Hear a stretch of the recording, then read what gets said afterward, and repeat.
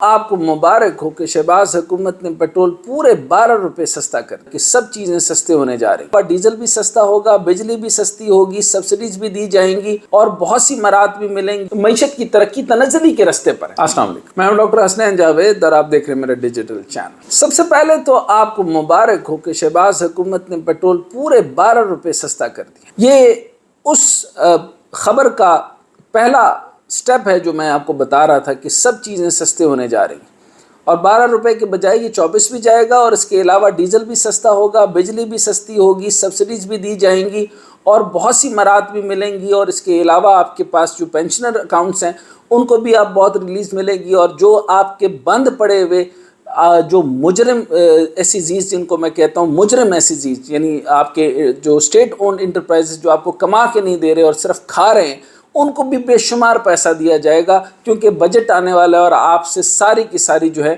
وہ محبتیں لینے کے لیے یہ حکومت یہ کر کے جانے والی ہے. یہ سب سے پہلا سٹیپ یعنی 12 روپے سستا کر دیا.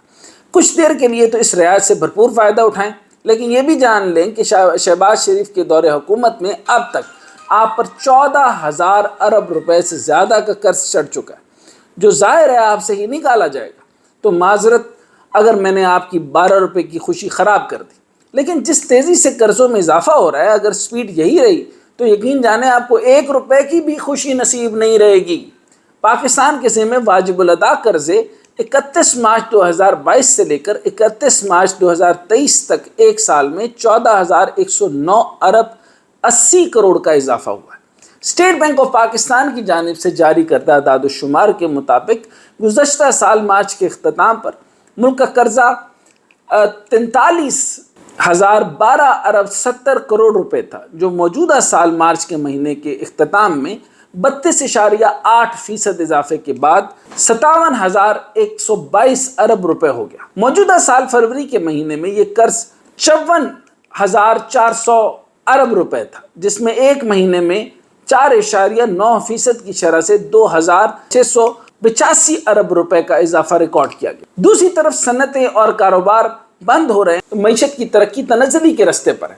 IMF کے حال ہی میں پاکستان کی معاشی نمو اور مالی سال 2023 کے لیے کم کر کے 0.5 یعنی میں اس GDP کی بات کر رہا ہوں جو آپ نے کبھی سنا ہوگا کہ کم ترین سطح بھی رہتی تھی تو 3.5 4 یہ رہا کرتی تھی. بہت برے دور جب ہم نے دیکھے تو 2 پر بھی دیکھا، اور یہ دور دیکھا جب سے یہ 9 مہینے شروع ہوا، اور اب جو ہے وہ آپ کی سارے کے سارے انڈیکس نے کہہ دیے کہ 0.5% رہنے کی نظرثانی شدہ پیش گوئی کی گئی ہے. اور ورلڈ بینک نے 0 سے 4% اور ایشیائی ترقی بینک نے شرح نمو کو 0.6% رہنے کی پیشن گوئی ہے. اوپر نیچے کر کے یعنی 1% کے فرق کے ساتھ سب کی شرح نمو یہی سمجھ لیں. بہت زیادہ بھی چھلانگ مار لی تو 0.6 سے آگے جانے نہیں لگے.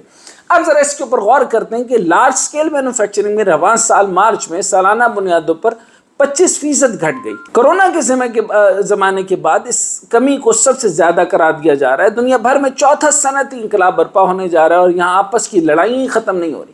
صنعت کاروں یا حکومت کے پاس جدت، انوویشن، ٹیکنالوجی کو اپنانے اور ملازمین کی صلاحیتوں کو فروغ دینے کا کوئی ایکشن پلان نہیں ہے.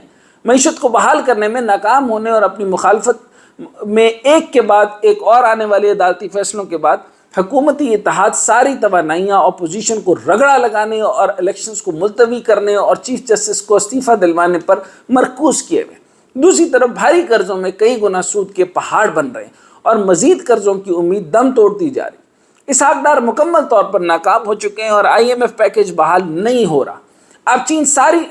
اب ساری نظریں چین کی طرف جا رہی ہیں. اگر IMF نہیں مانتا تو پھر چین کوئی بیل آؤٹ پیکج دے دے، ممکن ہے کہ شاید دے دے. لیکن آپ کو میں یہ بتا دوں NDRC جو ہے ان کا ڈپارٹمنٹ، وہ ان ساری چیزوں کا جو سٹرکچر ہے وہ IMF کا بھی والد صاحب ہے. وہ جب سٹرکچر دیتا ہے، جب وہ بیل آؤٹ پیکج دیتا ہے تو اس کے ساتھ جو شرائط عائد کرے گا وہ آپ کی سوچ ہے کہ وہ کس طرح کریں گا. وہ اتنا آسان نہیں ہوتا. وہ ہر چیز کی آپ سے مانیٹرنگ لیتے ہیں اور یہ بہت ہی اچھا طریقہ ہے. چین نے اسی طرح سے ترقی کی تھی، لیکن آپ اس طرح کی ترقی مانتے نہیں ہیں. آپ ہارڈ کیش لینا چاہتے ہیں اور آپ گپل شپل کر کے جو ہے نا واپس کر دیتے ہیں کہ ساڑھے کو پیسے مک گئے. اس طرح نہیں ہونے دیں گے.